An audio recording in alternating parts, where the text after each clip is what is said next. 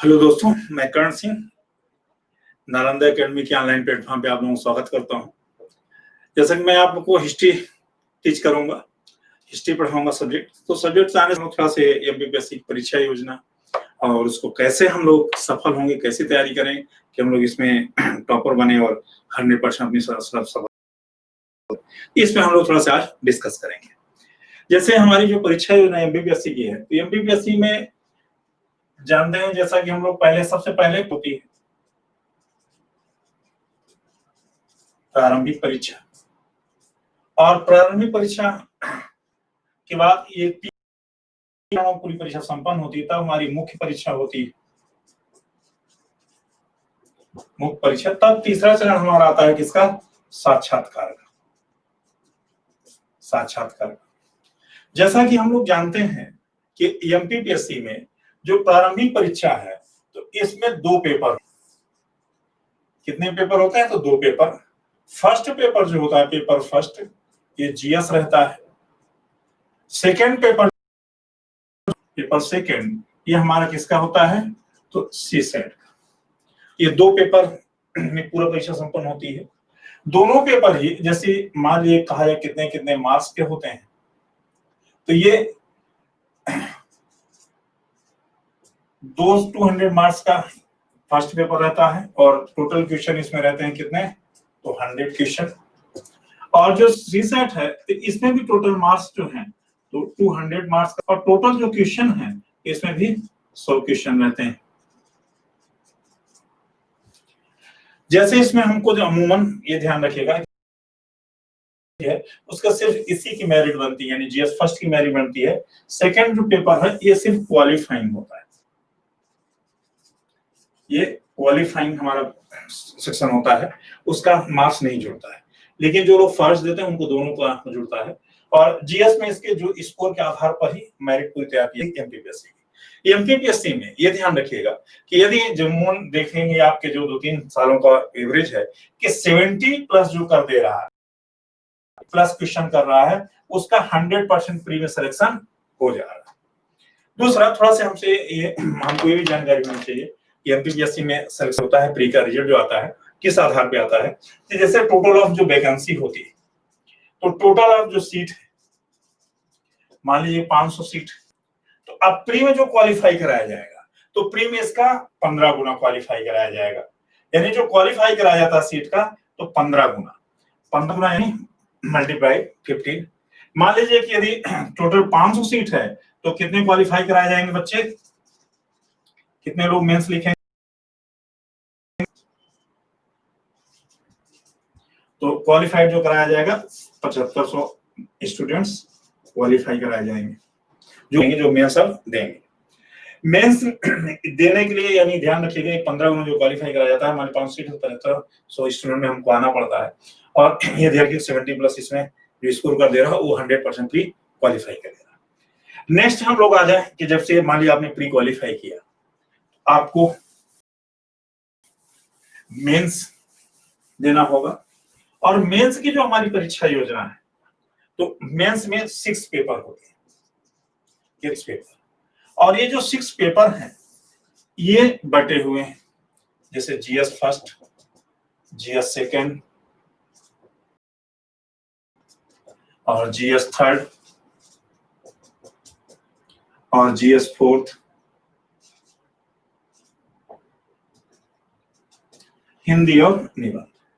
जैसे जो 5th paper हमारा होता है, तो हिंदी का रहता है 5th पेपर, और फिर एक पेपर होता है, तो निबंध का पेपर, ये हमारा 6 पेपर रहता है। जैसे इसमें जीएस फर्स्ट में ये 300 मार्क्स का रहता है, बटा होता है खंड आ और खंड बा। जैसे इसमें जो खंड आ 150 नंबर का, और बा रहता है ये भी 150 अंक का रहता है, दोनों 150-50 अंक के रहते हैं। जैसे इसी प्रकार जो हमारा जीएस सेकंड है, तो जीएस सेकंड भी हमारा 300 मार्क्स का है, अंक का, और जीएस फोर्थ भी हमारा 300 अंक का है, और जीएस जो हमारा 4th है अंक का है, और हिंदी हमारी जो रहती है ये 200 अंक की और निबंध 100 अंक का। तो ये हमारे पूरे। अब ये ध्यान रखिएगा कि जैसे इन 6 पेपरों में, जैसे हमारा जीएस फर्स्ट में है तो इसमें हिस्ट्री और ज्योग्राफी, तो इसमें हिस्ट्री और ज्योग्राफी हमको पढ़ना है, यानी इतिहास और भूगोल हमको पढ़ना।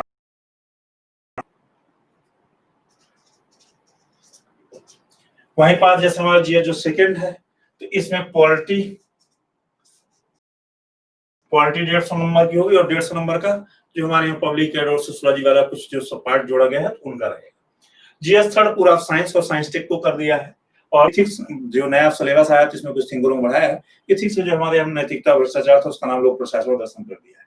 और हिंदी पहले भी हमारे जो 200 को हो रहा था उसमें थोड़ा परिवर्तन किया है, उसमें जो लेटर ड्राफ्टिंग हो रहा था, प्रारूपण हो रहा था, तो प्रारूप लेखन को किसमें कर दिया है तो निबंध में कर दिया है।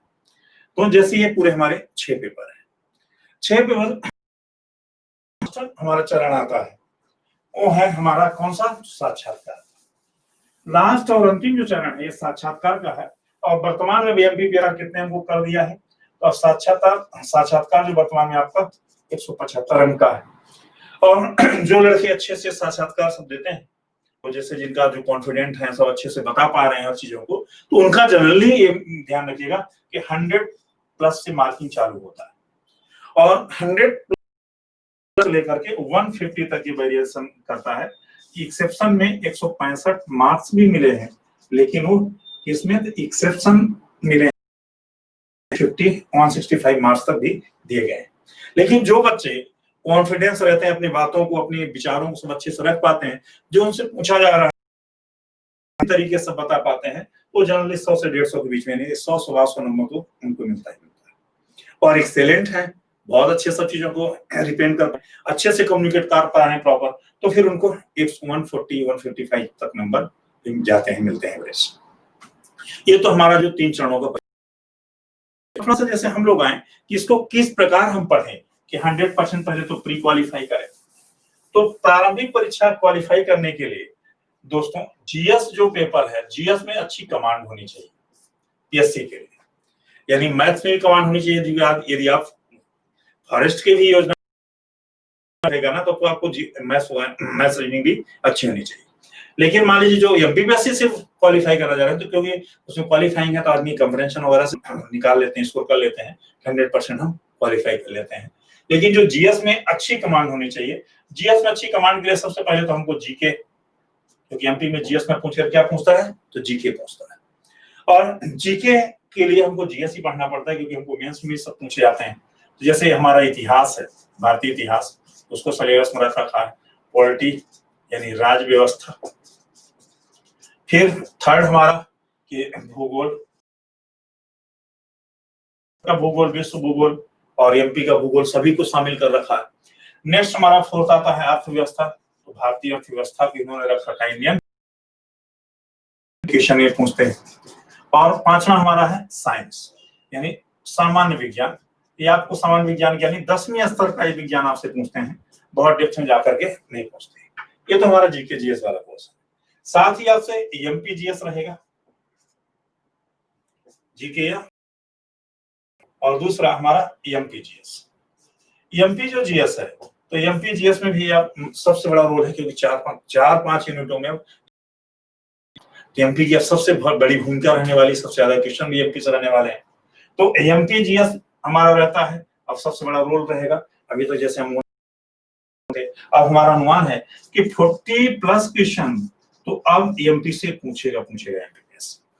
नेक्स्ट फिर हमारा कंप्यूटर से क्वेश्चन पूछे जा रहे हैं, इससे 5-6 क्वेश्चन तो हर बार एवरेज रहते हैं। जैसे एक्ट को हटा दिया है, एक्ट की जगह इन्होंने आयोग या कमीशन को जोड़ा है,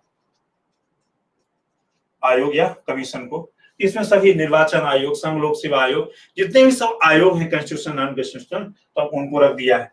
तो कि अब आयोग से भी 15-20 क्वेश्चन तो आपके रहने वाले हैं, 15-20 क्वेश्चन आयोग से भी रहने वाले हैं।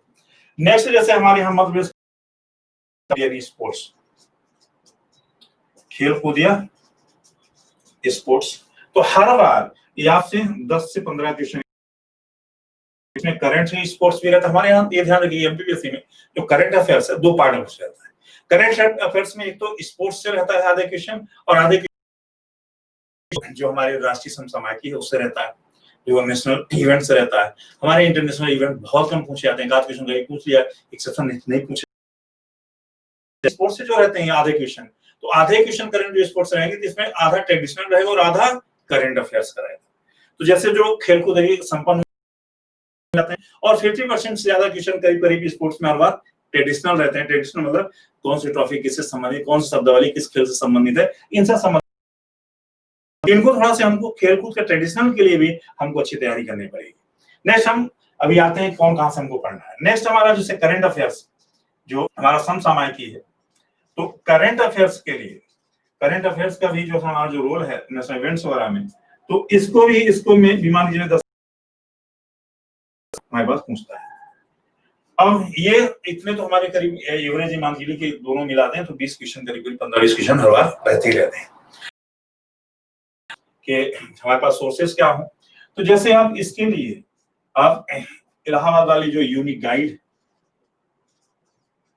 का उपयोग कर सकते हैं, साथ ही लुसेंट तो सबके पास ही है, और तीसरा कुरान के ईयरबुक का भी जीएस जीके बहुत अच्छा रहता है। तो हम जो जीएस तो बाकी हम पढ़ते ही पढ़ते हैं, लेकिन ये को विशेष तौर से अच्छे से पढ़ें ताकि जीके वाला पूरा पोर्शन हमारा अच्छे से कवर हो जाए। नेक्स्ट एमपी के लिए हिंदी ग्रंथ अकादमी की बुक्स है, तो इसी को ज्यादातर आधार मानता है कि हिंदी ग्रंथ अकादमी। इसके अलावा टीएमएच भी आप उपयोग कर सकते हैं, भी आप उपयोग कर सकते हैं। ये सभी अच्छी बुक्स हैं जो एमपी के बारे में पूरा आपको विवरण सब प्रदान कर देती है। नेक्स्ट जैसे कंप्यूटर है, तो कंप्यूटर हम परीक्षा मंथन से कवर कर लें, मंथन हमारा कंप्यूटर अच्छे से कवर हो जाए।